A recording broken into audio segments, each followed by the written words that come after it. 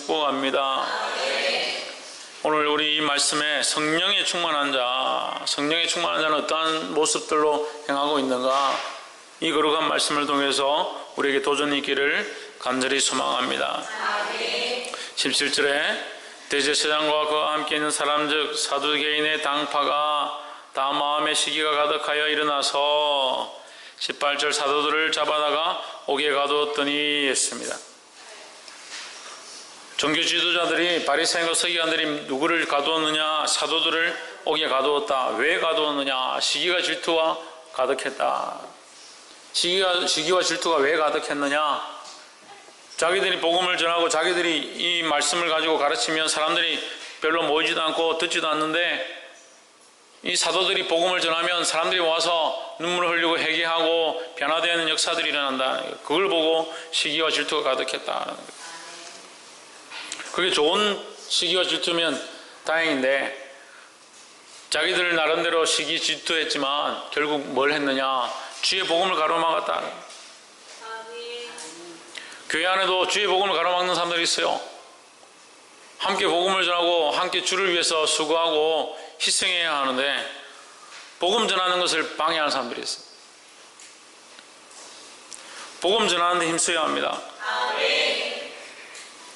그래서 19절에 주의 사자가 밤에 옥문을 열고 끌어내어, 누구를 끌어냈느냐? 이 사도들을 끌어냈다. 어디서? 옥에서 끌어냈다는 거예요. 이것이 뭡니까? 사람의 역사가 아니다라는 거죠. 사람이 할 수 없는 일이다. 우리는 사람의 일을 도모하는 자들이 아니다는 거예요. 인간들의 사업들과 인간들의 계획들과 인간들이 하는 것들에 너무 집중하는 것도 옳지 않다는 거예요.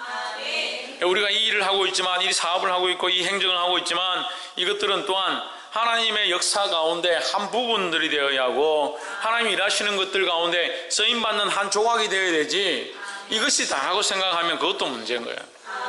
그래서 우리가 하는 일들 가운데 우리의 행함을 통해서 하나님 거기 더하시도록, 역사하시도록, 하나님이 이끄시도록 맡기시기를 주의 이름으로 축복합니다. 그래서 성령께서 그들을 이끄셨다. 왜? 그들이 복음을 전하고 하나님의 선한 일을 했기 때문에 그들을 이끌어내셨다. 할렐루야. 20절에 가서 성전에 서서 이 생명의 말씀을 다 백성에게 말하라 했습니다. 뭘 말하라? 생명의 말씀을 말하라. 그래서 우리는 이것을 말할 수밖에 없는 거예요. 생명의 말씀을 말해야죠. 왜 집에 가면 바가지만 내긁고 있습니까? 생명의 말씀을 말해야죠. 왜 불평불만만 하고 있습니까? 생명의 말씀을 말해야죠. 왜 세상적인 얘기들만 하고 음란한 얘기들만 하고 재미난 얘기들만 하는데 거기에 집중하냐는 거예요. 이 생명의 말씀을 우리 입술로 고백해야 된다는 거예요. 우리가 일주일 동안 살면서 이 생명의 말씀을 얼마나 하고 있는가? 단 5분이라도 이 생명의 말씀을 하고 있는가? 하나님의 말씀을 말하고 있는가? 이 복음을 전하고 있는가? 자기를 점검해 보아야 되는 거예요. 그래서 우리는 첫 번째, 성령에 충만하라 했는데, 성령에 충만한 자의 삶의 모양이 뭐냐? 생명의 말씀을 말하는 거예요. 이것은 같이 연관되어 있습니다. 성령에 충만한 자는 생명의 말씀을 말하게 되어 있고, 생명의 말씀을 전하고 생명의 말씀을 고백하는 자들은 더 성령에 충만해지고, 또 성령에 충만한 일본 자들은 또 생명의 말씀을 말하고 하나님을 고백하고 예수 그리스도를 우리 주로 고백하는 것들이 계속 일어나고, 그 안에 또 성령의 충만함을 입고 충만함을 더 입은 자들은 더더욱 주님 앞에 굴복하고 그 삶을 하나님 위해서 내가 놓게 되어 있다는 거예요. 자꾸 하나만 하고 말죠. 하나만 하고. 그 생명의 말씀, 야 교회 오나? 교회 오면 좋다. 교회 오면 뭐가 좋아요? 교회 오면 퐁퐁 타니까 좋다. 교회 오면 맛있는 떡이 있어서 좋다. 교회 오면 예쁜 누나 있어서 좋다. 그래가지고 데려오면 말. 데려왔더라도 뭘 얘기해야 되냐? 생명의 말씀이 그 안에 들어가도록 생명의 말씀을 말을 해야죠. 말하는 자가 없는데 누가 듣겠습니까? 전하는 자가 없는데 어떻게 회개하고 돌아오겠습니까? 물론 우리가 그 마음을 열어서 찢어가지고 회개하라고, 회개 안 하냐고 이렇게 할 수 없지만, 우리가 이것을 전할 사명을 우리에게 주셨다는 거예요. 이 말씀을 전하면 성령이 역사하시는 겁니다. 이 말씀을 고백할 때 성령이 우리를 통해서 나가는 줄 믿습니다. 그래 뭐 자꾸 성령 충만을 하려고 기도원에 가가지고 며칠 금식하고 목이 쉬어라고 소리 지르고, 물론 그런 것도 필요하겠죠. 근데 지나치다는 거예요. 지나치다는 거예요. 사람이 가만히 앉아서 먹기만 먹으면 어떻게 되겠어요? 가만히 앉아서 아무것도 안 하고 먹기만 먹으면 어떻게 되겠어요? 얼마 안 있어 죽어요. 먹기만 먹어요. 배출을 하지 않고 계속 먹기만 먹어요. 살이 찌든지 결국 소화불량이 걸리고 대사가 일어나지 않아서 죽습니다. 하나님의 말씀을 매일 듣잖아요. 세상이 얼마나 좋았습니까? CBS, CT에서 라디오로, 인터넷으로, 유튜브로 말씀을 얼마든지 듣습니다. 이 말씀을 들어도 부족한 사람들은 집에 가서 유튜브 여기 적어놨네. 박안준 목사 치면 유튜브에 설교 한 1000개 넘게 올라가 있어요. 그거 실컷 들으세요. 실컷. 창세기 1장부터 쭉 들어보세요.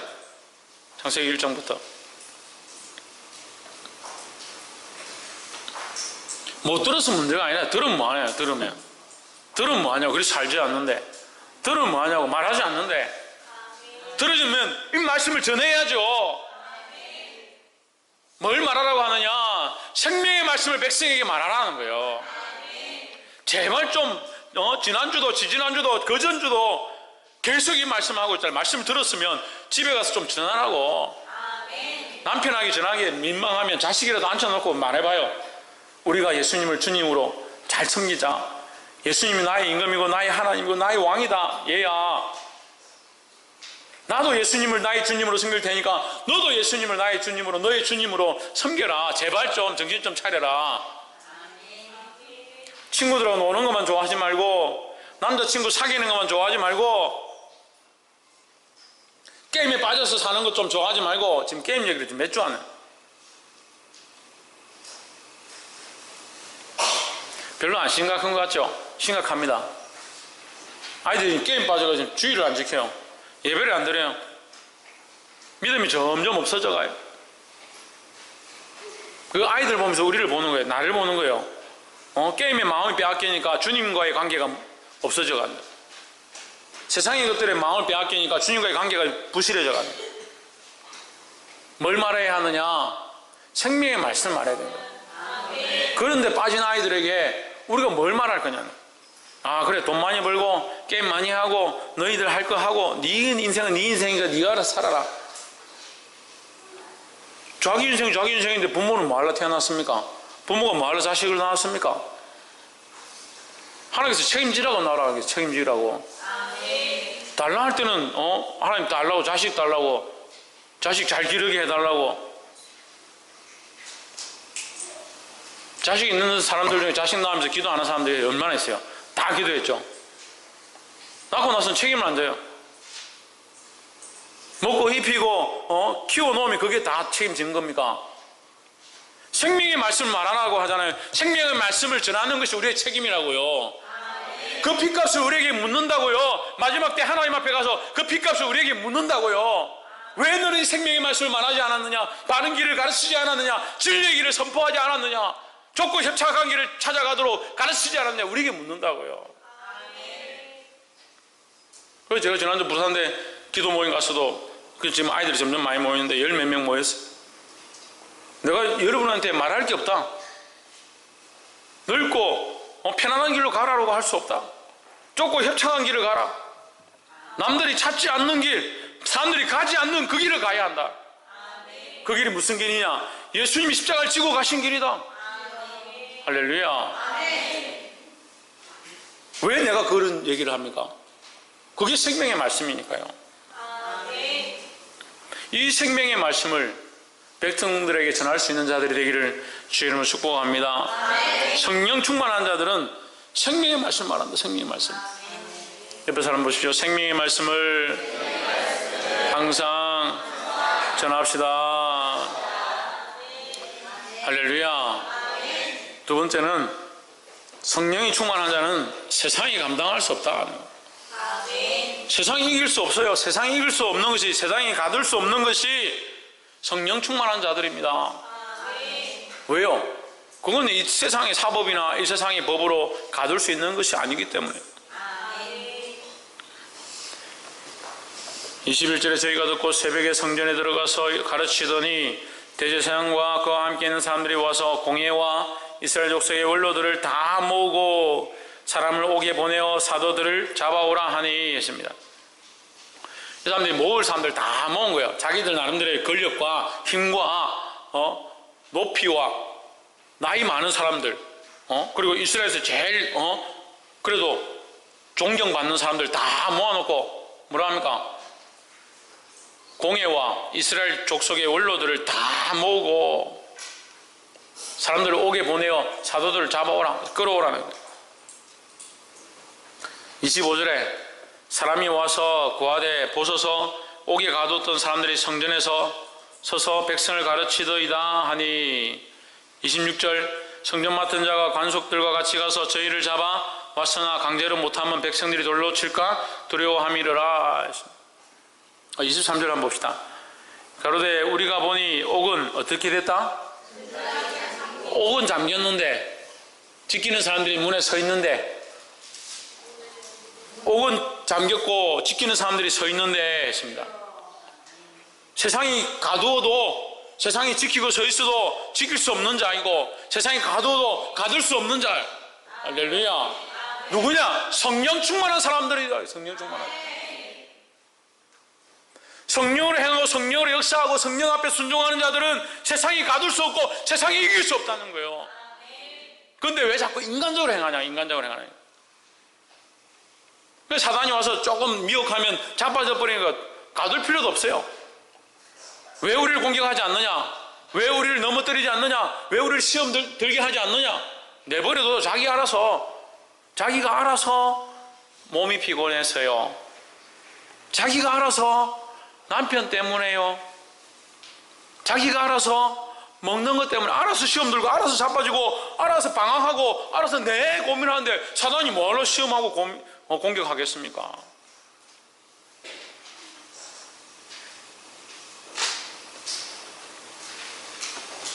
제가 얼마 전에 주일에 잠만 자려고 하면 잠을 못 자게 하고 공격하고 힘들게 한다고 제가 했습니다. 그죠? 근데 지금 생각해 보니까 교회를 짓는 것 때문에 그렇게 하는 것 같아요. 필리핀에 교회를 짓는 것 때문에 그렇게 했던 것 같아요. 우리 교회에 뭐 특별히 공격할 게 뭐 있습니까? 사람이 새로운 사람이 많이 옵니까? 아이들이 믿음으로 막 확 쑥쑥 자랍니까? 잘하고 있습니다, 여러분. 안 자란다는 건 아니고 그런 것들이 공격하는 거예요. 우리가 주를 위하여 주님 나라를 위하여 남들이 할 수 없는 거, 남들이 하지 않는 거, 그 성령의 은혜를 이끌려 성령이 원하시는 대로 우리의 재산을 내어놓고 우리의 시간을 내어놓고 우리 삶을 내어놓고 세워가고 있는 이 일들, 그것들을 향해서 공격하는 거예요. 그걸 공격당하지 않으면 내가 이상하다 생각해야 돼요. 내가 왜 나를 공격하지 않을까? 이상하다 생각해야 돼요.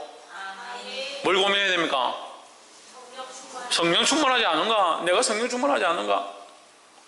내가 성령 충만하면 나를 가두려고 할 건데, 나를 잠잠히 있게 만들려고 할 건데, 나를 예배하지 못하게 할 건데, 나를 주님 앞에 못 나가게 할 건데,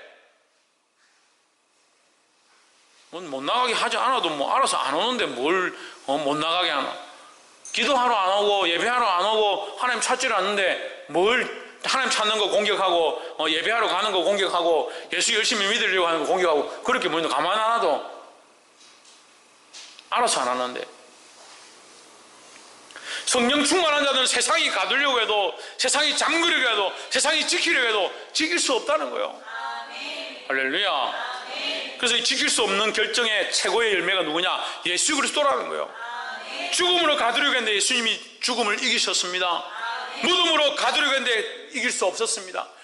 하다 못해 안 되니까 큰 바위를 굴러와가지고 사람들이 힘으로 굴릴 수 없는 걸 몇 명이 해서 굴려가지고 바위로 막고 거기에 죽은 사람을 병사들이 왜 지켜요? 지켰지만 무덤에 가둘 수 없었던 예수 그리스도, 그 그리스도를 본받기를 주 이름으로 축원합니다. 지난주 울산에 갔는데 그 이상준 목사님이라는 분을 만났는데 저한테 사진을 이렇게 보여주더라고요. 그래서 이 사진 희귀한 사진이라면서 주는데 제가 7년 전에 제 사진이더라고요. 그 신학대학원 신대원 다닐 때 신대원 3년 동안에 한 번을 꼭 그 총연합 수련회를 가야 합니다. 그러니까 우리나라에 있는 그 통합 신학교가 대한예수장로회 통합측 신학교가 7개인데 7개 신학교가 다 모여가지고 수련회를 1년에 한 번씩 하는 거야. 3년 중에 한 번을 꼭 가야 돼. 그걸 해야만 그 졸업 이수가 되는 거죠.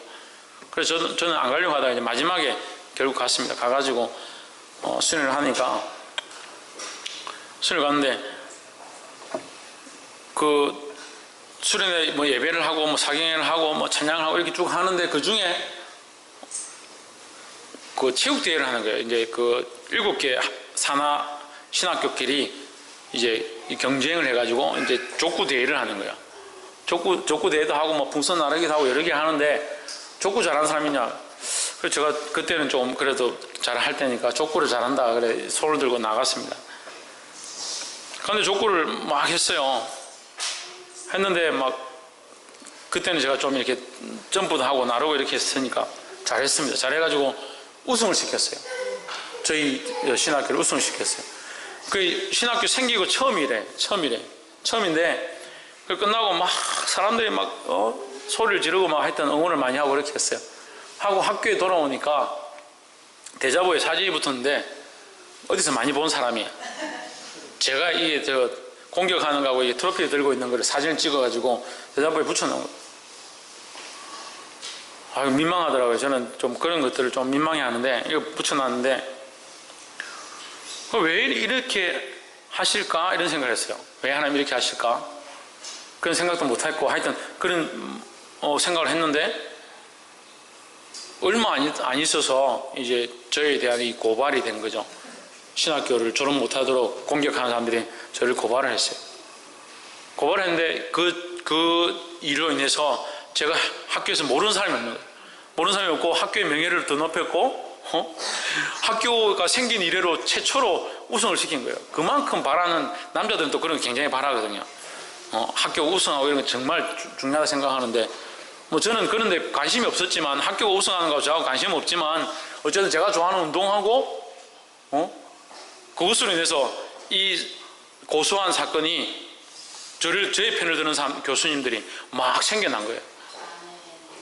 학교를 다녀도 뭐 제가 대충 이렇게 막 다녔기 때문에 교수님들이 저를 잘 몰랐는데 제가 그 일을 통해서 하나님 저를 이렇게 존귀케 하시는 거예요. 할렐루야.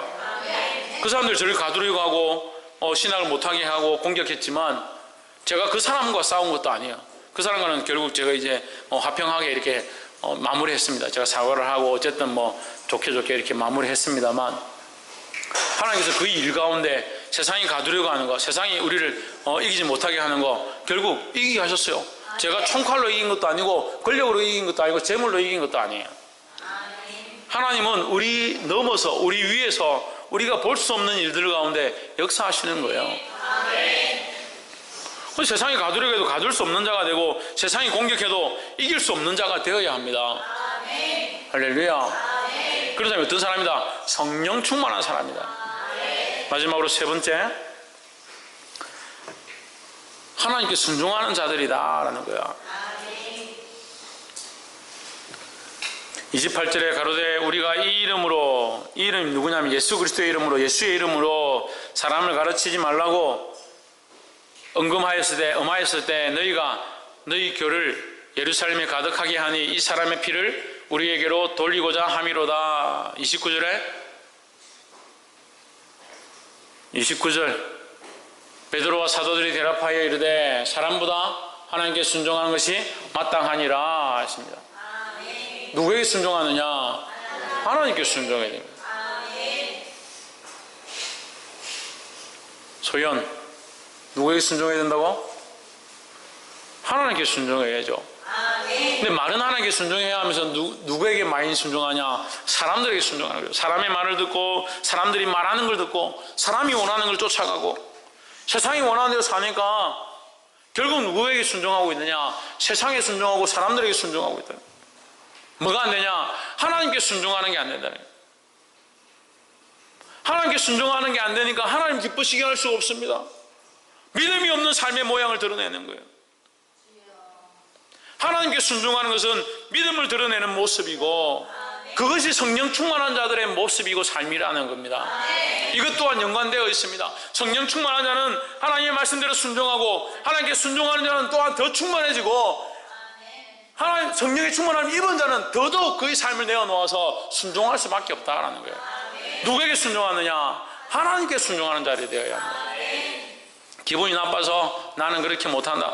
기분 나쁜 것과 상관이 없습니다.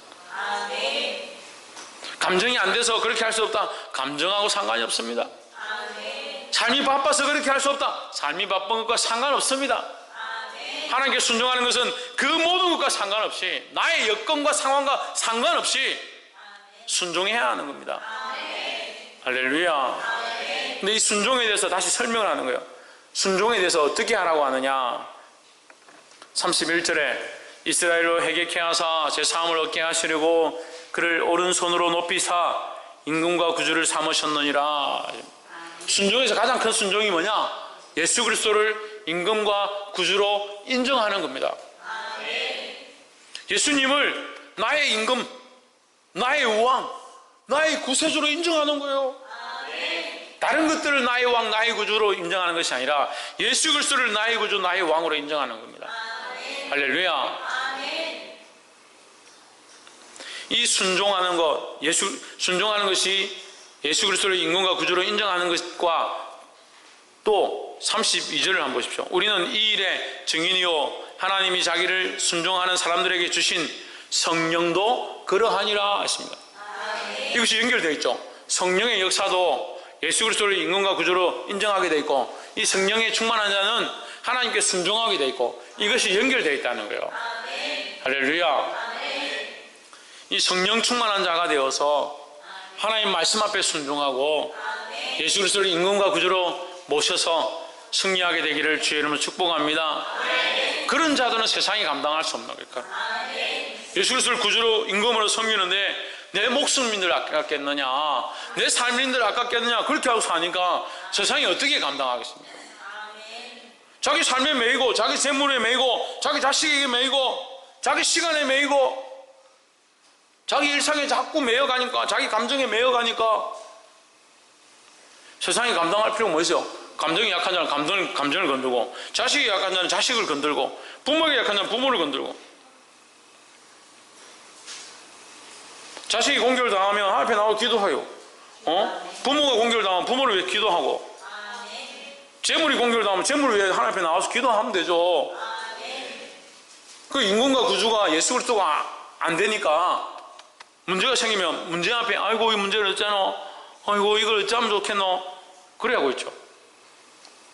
모든 문제의 열쇠는 누구에게 있느냐? 예수 그리스도에게 있다고 말씀하셨습니다. 그 그리스도 앞에 나와서 기도하는 성령 충만한 저와 여러분 되기를 주의 이름으로 축복합니다.